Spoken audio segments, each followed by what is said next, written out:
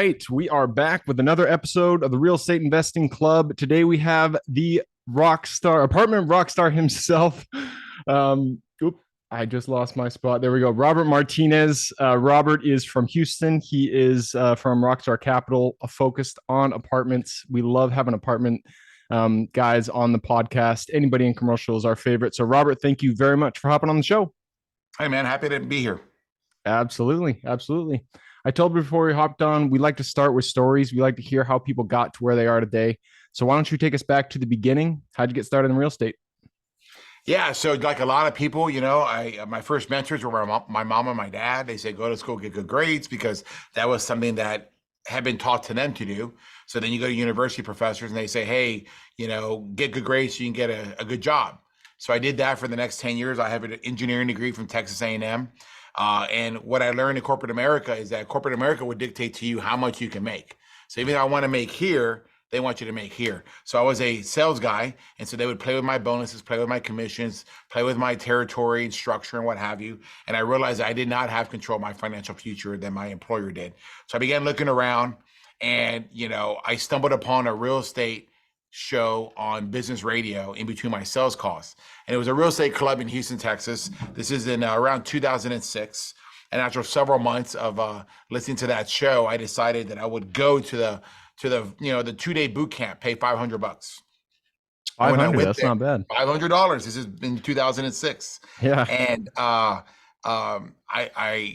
got introduced into single family real estate investing on Saturday. Thought that was a great way. I thought, I went home, told my wife at the time that I'm gonna do this. And Sunday comes around and it's multifamily investing.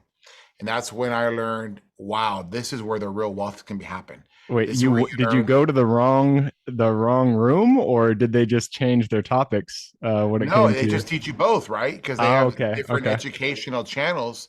If you want to focus on single family or multifamily. So Saturday was a single family. And I thought this is what I wanted to do because my thinking was small. Okay. I thought I just wanted to buy a few rent houses to replace the bonus or the commissions that I was losing from my employer. And I show up on Sunday and I get introduced to how you can make real wealth. And what happens when you, as I know this now, is if you don't have any money, you start out in wholesaling. Yep. Then Absolutely. you get a little bit of net worth, you get into single family.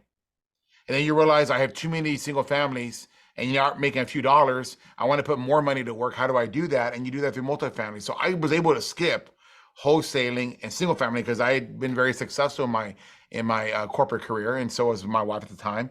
And so we jumped into multifamily. So I paid $10,000 at the end of that Sunday to join that real estate club. And they introduced to me the concepts of multifamily investing, had a mentor assigned to me. We talked about what my goals were. And then they had like a hands-on bus road trip where you go to a member's property and you get to touch the brick and visit with the staff. He shares the financials with you, and you learn that way. So during that time, I met a partner there, and I'm not a big fan of partnerships. I don't like partnerships. Okay. I think partners should have a beginning and should have an end. Yep. They should. Sense. And he had something that I needed, or that I had, and he had something that I needed. But you got to carry and break that on. So he had balance sheet, and I had local area knowledge. But he also had the real estate knowledge, not multifamily, but just real estate knowledge in general. So he and I joined forces, and over the next 3 years, we'd go on to buy 10 deals, right around 2,000 units. And again, this was in 2007 through 2011. And that's during the recession. Wow, that's right over. So yeah, this is a very familiar market to me. What's going on right now in the economic climate we're in, where we're about to enter a recession. But I got us through. I was the operating arm. I oversaw all operations, all training, all marketing, everything having to do with how that apartment ran. And I was kind of learning it on the fly. We did really well in our first deals, and then I took that knowledge. We went to another deal, did really well there, went to another deal, refinance, 100% cash out during the recession. We did 3 of those. Very proud of that. Who has debt during the recession? We did, because we had the NOI to do it. Yep. And so in 2011, again, partnerships end, right? Somebody's stack is bigger than the other, and conversations were had. I leave that past behind, and I saw Rockstar Capital. My very first deal was bought in 2010 as the solo GP. And, you know, in a market just like this where you have declining rents that are about to start happening, that's next, and you start getting sellers that are desperate, which is what's next. And you only lose money in real estate when you run out of time or money. And that's what was going on during that time. And I want to pick in a deal up for $24,500 a door. And Wow. it was a Wow. 118 In unit deal Houston, that is in great. Houston. Yeah, it's crazy, Jesus. man. But this is what the market we're in. I tried to get the deal in 2009. They wanted 3.2 million. We negotiated for a couple months. They came down to 3 million. We said no, we want 2.9. They wouldn't do it. They budged in the beginning Q1 of 2010, and they said you can have it at 2.9 if you'll close in the next 30 days. Oh, I hate it when And I people was do able to that. I'm raise like, the come on, equity. 30 days. Yeah, that's fast. We actually did in 27 days, and I'm shocked because you had to raise the equity. You had to get bank financing because it was a bridge debt at a interest rate similar to what we have today. So I'm saying this is a very similar market, and appraisals and all the things you have to do, right? Because the market was dead. Yep. That's what's going to happen. The market's going to die for a little while, and there's going to be surplus of professional services. And so at that time, we could get a deal done in 27 days. But that deal and your first deal is always your most important deal because Yep. that's what you plant your flag on. Yeah. And So if you don't have success in that first deal, it is hard to pick yourself back up. absolutely. So we've made roughly 300% cash returns to the investors. If we were going to sell today, it would capture something close to 900%. We Wow. paid roughly we paid 2.9 million. Before the fall earlier this year, we were going to try to sell it at somewhere in the range of 14 million. Nice. So we would have made, again, pretty close to 1,000% return. But market changes, it didn't happen. I now realize I want to keep the deal. But a lot of the lessons that I learned in that deal are what people are going to go through right now. Yep.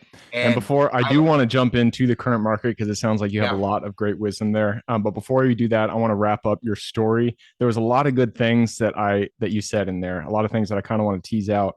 I mean, you mentioned at the very beginning, you said you were kind of stuck in small thinking, and you had to get through that to get to multifamily apartments. I really like that you said that because I went through the same thing. So many people when they just get into real estate, they feel that they need to start small. They feel they need to start at wholesales. They need to start as a single house, a single unit, but you don't. You can skip that stage just like you did.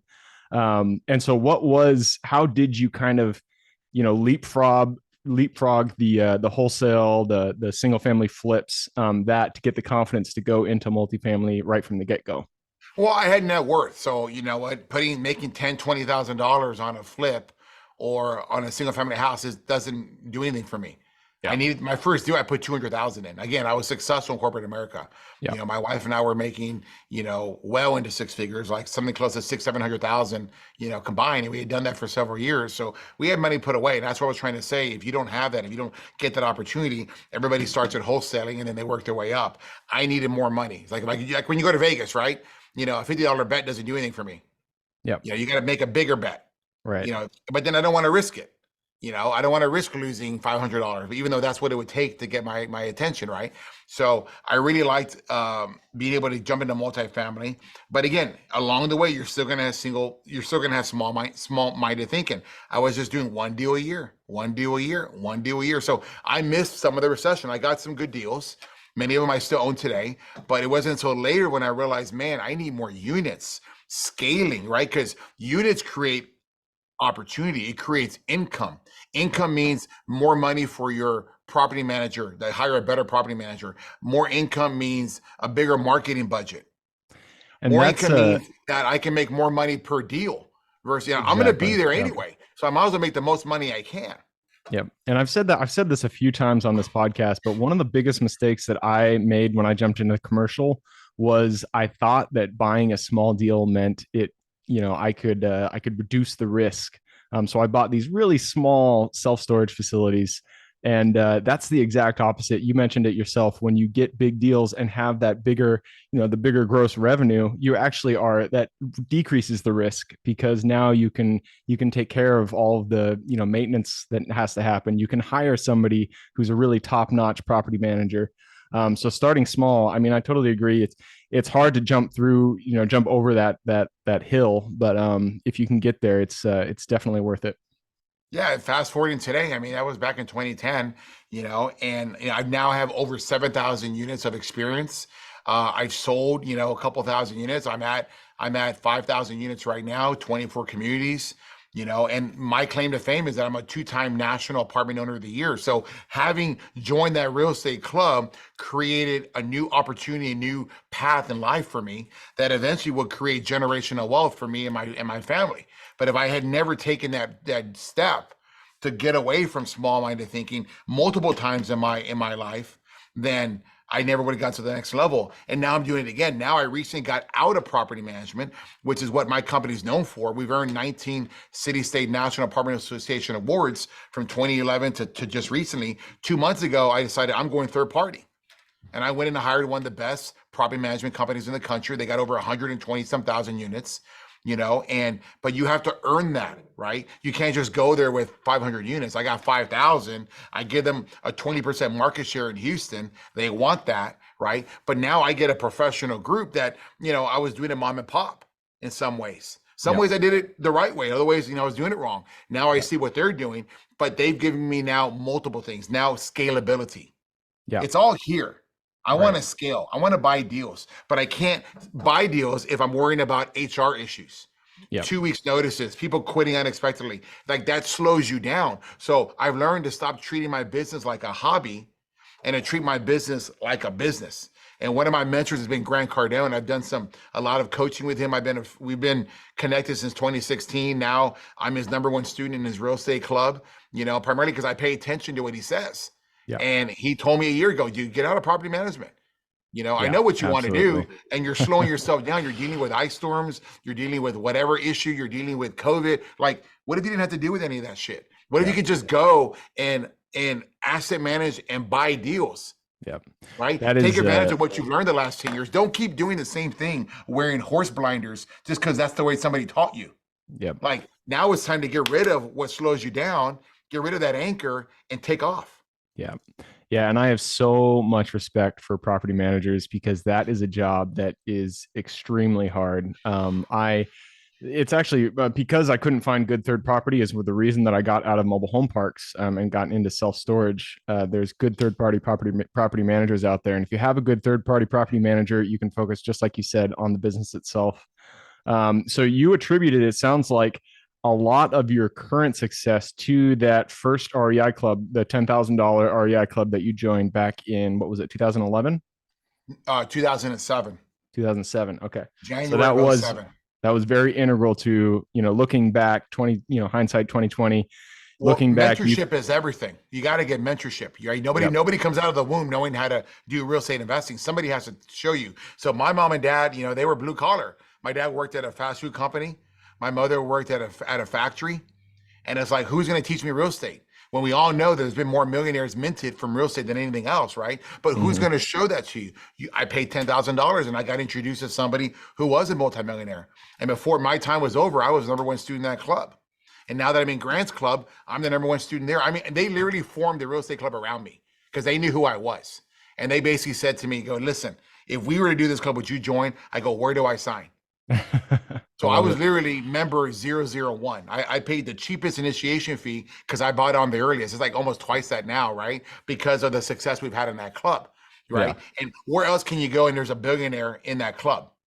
Yeah, on the call every single day. So I take a lot of that, and that's helped me scale the last 2 years. Yeah, I got a lot of respect for Grant Cardone. He's done. He's been buying property for 30 years, so he's got some wisdom up his belt. This is an intended small, shorter podcast. I feel like you have so much wisdom that I wish we could be on here for 60 minutes, but we can't. I want to move us on a little bit and talk about the current market. You've already kind of brushed on it yourself. We are going into what a lot of people think will be a pretty extensive recession. So what tools, what tactics do you recommend new investors, established investors use as we go into this recession coming up? This will be the greatest recession we have seen since the Great Recession. And the reason why this is going to be so bad for us is that it's artificial. What's occurring is bullshit. This is just like COVID, which we all know now was bullshit. right? They purposely have increased the rates 4% in 1 year. And Yeah. so what that's done Crazy. now is that's created tremendous uncertainty in the market to where buyers and sellers are shell shocked, Yeah. right? Because buyers all of a sudden want to get deals equal to that 7.5% interest rate on the caps. And sellers like, wait, what's going on? What just happened? And you only lose in real estate when you run out of time or money. They have a little time left, but next year is going to be the largest expiration of loans ever. And it's going to be huge. And so they're going to run out of time and they're waiting to the last second before they can sell a deal. It didn't have to happen though, right? The Fed did that. But what it's going to do, it's going to expose a lot of people because people thought that real estate investing is always going to go up, rents are always going to go up, cheap debt's going to get there forever. I'm guilty of it too. The difference is that I was around during 08. Like I'm one of the OGs. I'm a wartime general. I've seen multiple recessionary type economic climates. So I know to be well stocked for the long winter because winter is coming. I also know that I needed better operations. So I made that call earlier this year. I was like, hey, I'm going to get out of ops. I want to bring in another group that has more eyes on this than just me. And I'm going to watch them like a hawk because I never hired third party until now. I did it myself. That's why I'm a 2-time national owner of the year because nobody can bullshit me on what operations are. So believe me, when I'm on those portfolio calls with that third party company, I'm on it. I call them. I know what I'm looking at. I know what I'm looking at. I know what they're talking to me about, and I know what they don't want to talk to me about. But I know what I'm going to talk about. And so I take control of that meeting because it's my investors' capital. I've raised $180 million since 2011. Wow. I've returned $130 million in cash. But right now, on some deals that I have where we have interest rate exposure, there's no more cash flow. Cash flow is going straight to the bankers. Yep. We're making a fortune on this, all because the Fed decided that they're going to raise the rate. Yeah. So there's no cash flow. So my focus now is to focus on NOI. So what people need to be doing right now is making sure you cut back on expenses, making sure that you hold cash. Your investors are not going to like you for holding cash, but you've got to save the body and not cut off an arm right now. And you got to tell them we're in trauma right now. Yeah. You're in the trauma ward at the hospital, and we've got to control the bleeding because we just got beat up. And but I'm going to fix the body, and we're going to be okay in 18 months. But let me do what I have to do. And so communicate with your investors what's going on. Number 2, make sure you focus on your resident reviews. Reputation management is everything in this business. Make sure you know what you're looking at. Make sure you know what people are saying and then act on that, either directly with your property manager or with your third-party property management company.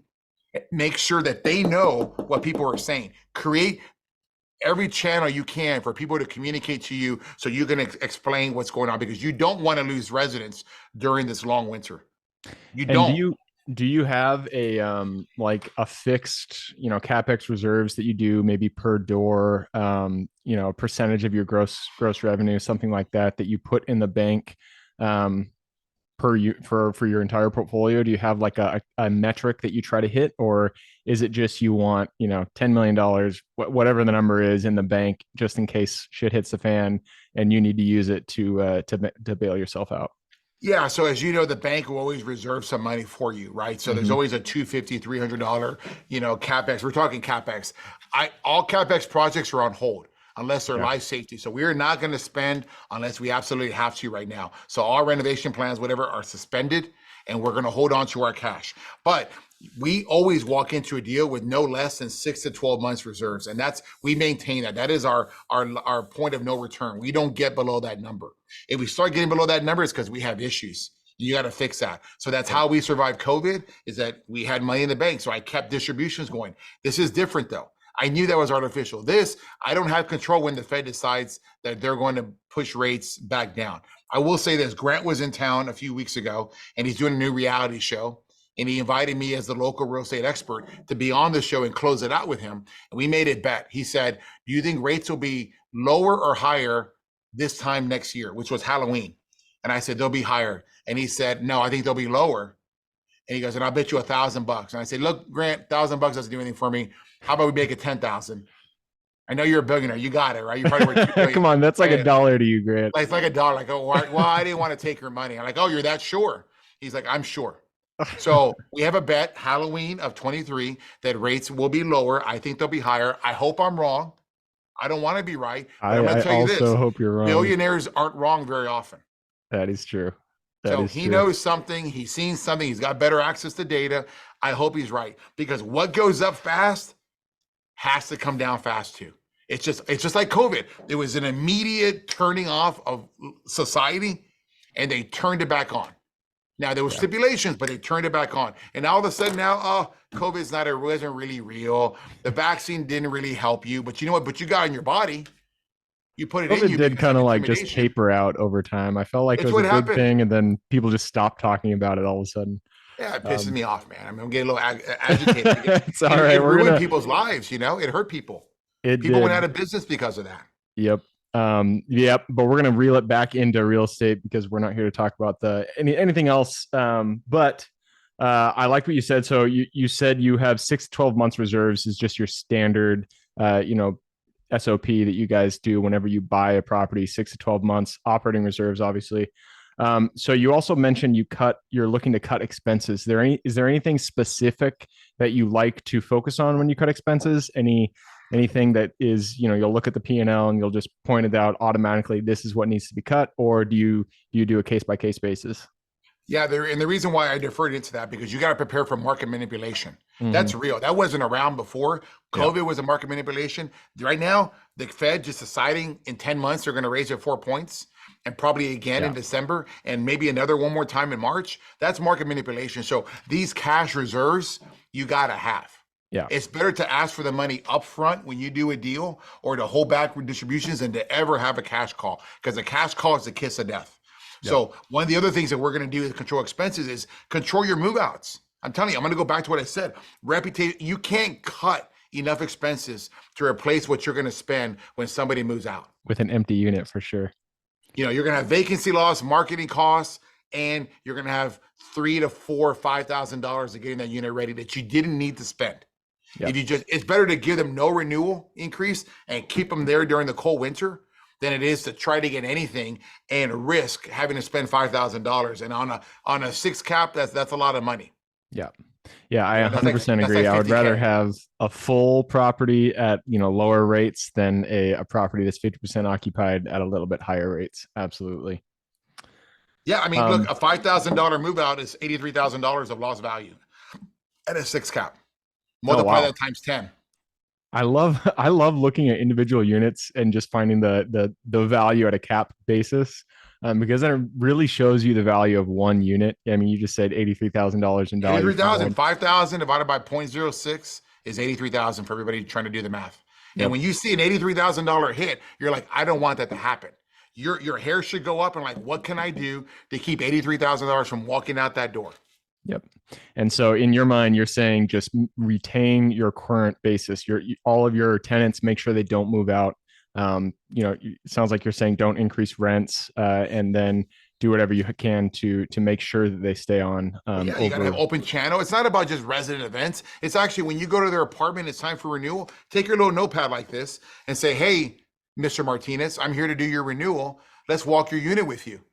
And you go in there and you look at everything.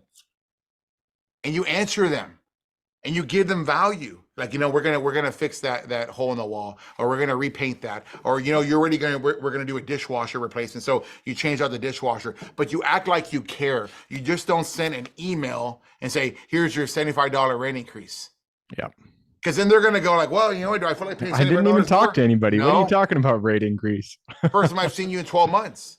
Yeah. But if it is going to be the first time you see them in 12 months, review their work order history, take that pad in there and listen to them and let them talk. Let them keep talking. Let them vent it out. All the frustration of the last 12 months, let them get it out, write it down, and I bet you triple the chance of that renewal.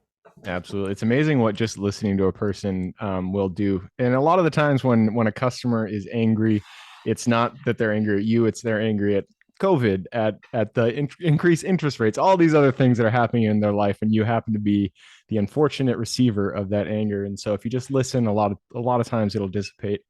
Man, Robert, I have loved absolutely everything you've said. I really appreciate you coming on here. I did take a peek at the clock. We have gone through our time, so I have to push us into the quick question round. Let's go. Let's do it. All right. Starts with books or any form of education. I need two recommendations. Give me one for real estate specific and then one for general life wisdom. I mean, number one, I would do is Rich Dad Poor Dad. You got to understand the game of real estate. You got to understand that money is your friend, that it should go out there and make new friends and bring those friends home for a house party. Like that's what you get. You got to understand the power of real estate. Number two is that every goal you've ever had, you underestimated. You didn't hit it because you underestimated the work. So Grant's 10X book was a life changer for me. You've got to write down your goals. You've got to put 10 times the effort to get what you originally hit. No, and so if you want to be a millionaire, why aren't you saying 10 million? If you want to be a 10 millionaire, why aren't you saying 100 million? Try to get to that number. And I guarantee you'll not only hit your original goal, you'll get further down the map. Nice. I actually, I never, I love Grant Cardone. I love, I follow all his stuff, but I never picked up the book. I didn't know that 10X was 10X the effort. I thought it was 10X, have your goal and then 10X it. I didn't realize he was saying also whatever goal you're trying to achieve, it's going to take 10X the effort than you think. I really like that message. You've always underestimated what the effort necessary to hit that goal. So make the goal so big, 10X in this case, that you have to now have the effort. And not only will you hit your subconscious goal, you might even hit that 10X goal. Nice. I like that. That is a true message if I've ever heard one. And that moves us to the next question. This is for your younger self. So if you could go back to the Robert who was still in his corporate job, just thinking about buying that first single family, walking into the doors of that club, go back to him, look him in the eye, give him one piece of advice moving forward. Man, trust yourself before you trust anybody else. You don't need a partner. You need yourself because you're the only person at the end of the day that you have to look in the mirror to and answer to. Play for the guy 10 years from now and say, hey, did I do a good job? Right? Because 10 years from now, you're going to, one day we're going to go to heaven and we're going to find out who we were supposed to be. God's going to show you who you could have been and you're going to see how close you came. Right? So always put in that time, trust yourself, don't go slow. This is the best. Right now, what's going to happen with this buying opportunity, I'm going to tell you, this is just like 08, 09. You got to wait out the first 3 innings. People are trying to buy deals right now. That's stupid. They're fools. I'm telling you right now, I'm a wartime general. Don't buy deals right now. Wait until the 4th inning. That's when you're going to start to see the real deals come around. I'm talking the end of next year, 3rd quarter, 4th quarter, when guys get desperate, they have to sell. Right now, nobody has to sell. And that's why you're not seeing anything. So just go fast and figure it out later. Nice. I actually just took a note because that is a really good point. I've actually been looking at a few deals, self-storage deals that we've been thinking about buying, but you're absolutely right. Sellers' expectations are 6 months ago and buyers' expectations are 7% interest rates. So there really is a mismatch. And you're saying end of next year. I'm going to have to remember. Well, yeah, because they're not market sellers right now. There's nothing that's making them sell into this market. But when they run out of cash because their interest doubled to their debt service, or when their loan gets close to expiring, if their loan doesn't expire until December of 2023, they're not motivated to sell right now. They're going to hope that the Fed's going to come back down. They need cap rates to come back down. They know what cap rates should be. They don't want to sell at that number. They're not going to become a market seller until the market dictates to them they have to sell. Makes a lot of sense to me. All right, that moves us to the next question. This is your Superman strength. We are all gifted with strengths that we uniquely give this world. So what is your Superman strength? I am very easy to admit when I've effed up. I'm very good. I will fall on my sword, but I will get right back on and I will fix it. I don't have a problem talking to anybody and admitting where I went wrong. Any decision in my company is my fault because I put that person there or I didn't oversee it or whatever. Admit you did wrong and then go fix it. That's number one. You just got to make sure that and I'm really good at that. I'm good at admitting my errors and moving forward. And on the flip side of that, that means you have very clear vision of what's actually happening. Because if you can admit your errors, then you're not going to be blinded by yourself trying to cover up your mistakes. So love that as a strength. And I'm going to move us on to the next question. You've already mentioned this a little bit. None of us are islands. We all stand on the shoulders of giants. So who is one mentor who has contributed significantly to your career today?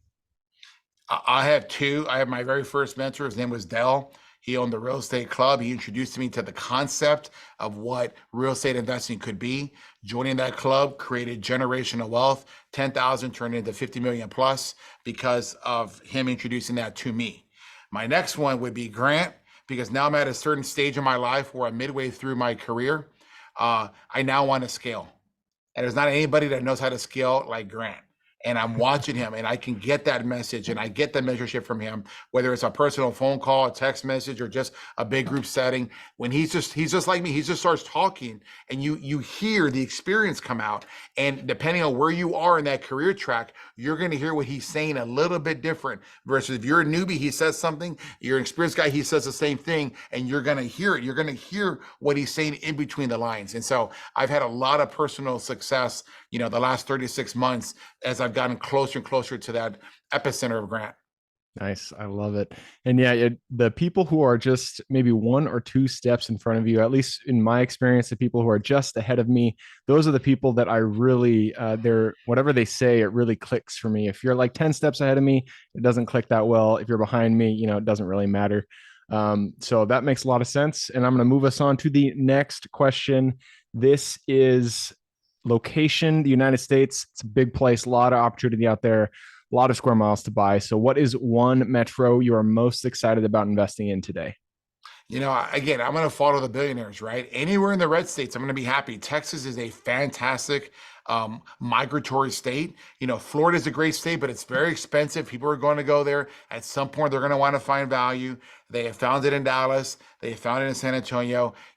I think Houston has been very stable.